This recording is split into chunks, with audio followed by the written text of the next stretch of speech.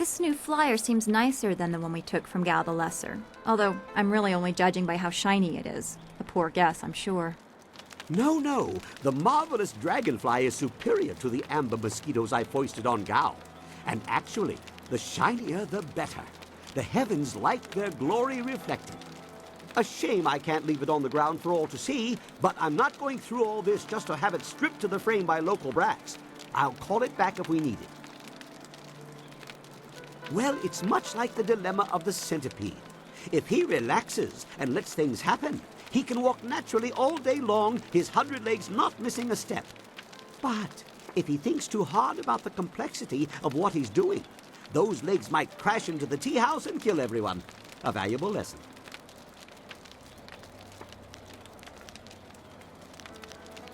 Now we have everything we need to follow Master Li's captors to the Imperial City. I am eager to do so after all the resistance we've encountered. I am trying to feel good about what happened at Gao's fortress, the lair of his pirates. We went looking for our master and perhaps another flyer. What we found, I was not prepared for how cruel people could be. Seeing those people with no control over their fates, it is similar to a pain in my past that I have not thought about for a long time. I would not dream of saying my experience is similar to those poor people in Gao's fortress, but that lack of control, I know that well. One of the only things I know about myself is that on the morning I was born, the sky was red, like distant mountains were on fire. Perhaps it was dirge burning, as Zeus said. I believe it was an ill omen, and that stigma is why my abilities became a burden. That's why I must have been left at the school. To be subject to the whims of someone else just because of what you are, be you slave or outsider. Yes, I know that well.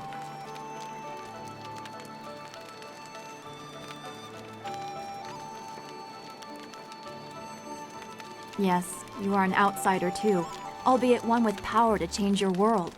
I think the slaves in the pirate lair would greatly appreciate your skill in defense. And I would make great use of your confidence. You inspire me to think of the possibilities, not just the problems. I'm gaining an appreciation for the person you are becoming. Perhaps we should speak on these matters again sometime. Be well, my friend.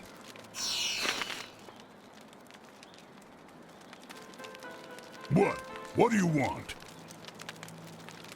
What are you asking me for? You've got everything you need to make that flying machine go. So, let's go already. I'm looking forward to getting to the Imperial City. They've got the cheapest wine in all the Empire, and plenty of it. Prosperous tidings. What can humble Ho do to assist you today?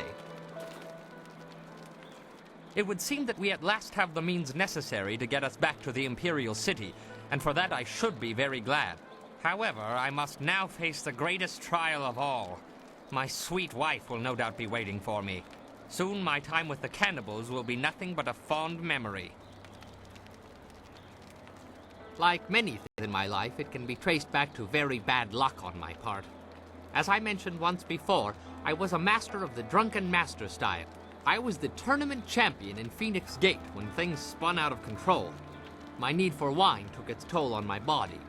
There are long periods I don't even remember. After one such period, I came to, having lost most of my clothes and all my money.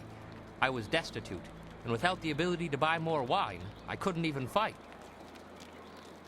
Eventually, I found work cleaning out creature cages at the local arena.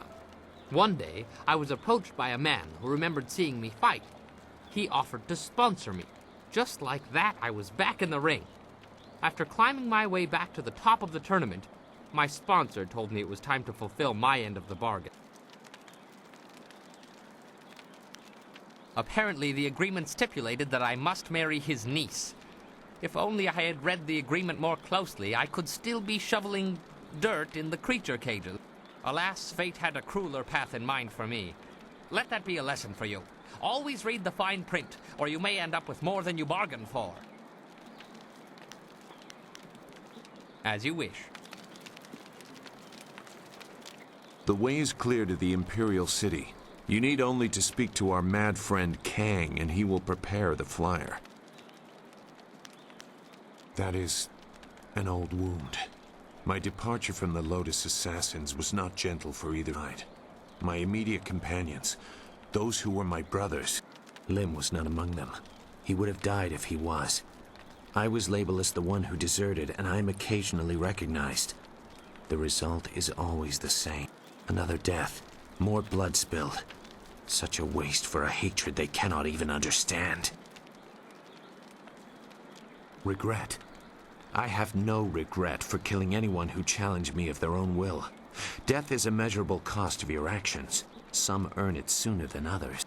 Strength is the way of things, and death is the end, or should be. Some do not respect either. They have enough of one to defy the other.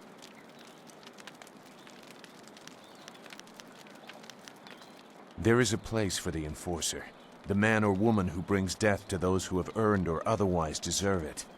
I consider that to be an honest calling. I did some harsh things while with the Lotus Assassins, but they no longer follow a path I recognize. They are a mirror of Death's hand, and he embodies corruption. You will see as you get close to him. He draws out the worst in everyone and displays it for all to see.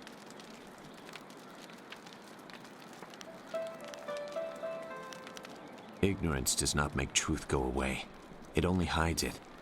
Perhaps we will talk again when I see more of where your path will lead you.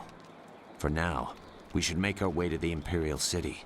That is where they took your master, and where we will find the heart of the Lotus Assassins.